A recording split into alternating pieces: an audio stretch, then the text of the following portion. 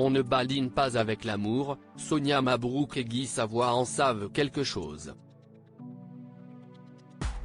En 2013, le grand chef étoilé, dans un dimanche à la campagne aujourd'hui, rencontrait pour la première fois la journaliste sur le plateau de la chaîne publique Sénat. Invité à discuter d'un menu de Noël gourmand, Guy Savoy a senti son cœur fondre devant la jolie brune. Déjà en couple chacun de leur côté mais sans doute aussi un peu effrayés par les 24 ans qui les séparent, ils commencent d'abord par lier une très forte amitié sans se douter qu'ils tissaient déjà les fondations de leur belle histoire d'amour. 5 ans plus tard, Sonia Mabrouk et Guy Savoy officialisent leur relation sentimentale et décident de se marier. Discrets, les amoureux avaient pourtant accepté de faire de tendres confidences sur leur histoire auprès des journalistes de Paris Match. Jamie, les gens comme lui, qui ont une cohérence intérieure, une solidité à toute épreuve, avait révélé la journaliste pour qui son coup de cœur pour le chef avait été une évidence.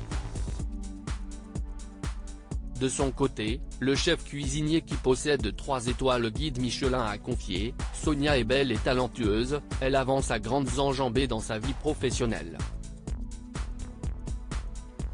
Si est une femme de caractère mais aussi d'une grande douceur.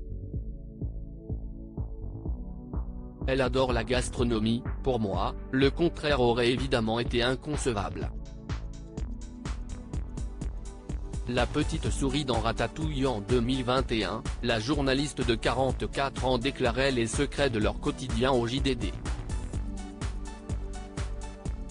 Travailleurs tous les deux et passionnés par leurs métiers respectifs, les amoureux semblaient avoir des emplois du temps chargés qui ne leur laissent que peu de temps ensemble. En semaine, on se voit entre 2 services et 2 interviews. Il rentre extrêmement tard et je me couche extrêmement tôt, ce sont des moments volés, avait-elle confié, ajoutant qu'elle se sentait comme la petite souris dans Ratatouille lorsqu'elle le regarde cuisiner à leur domicile.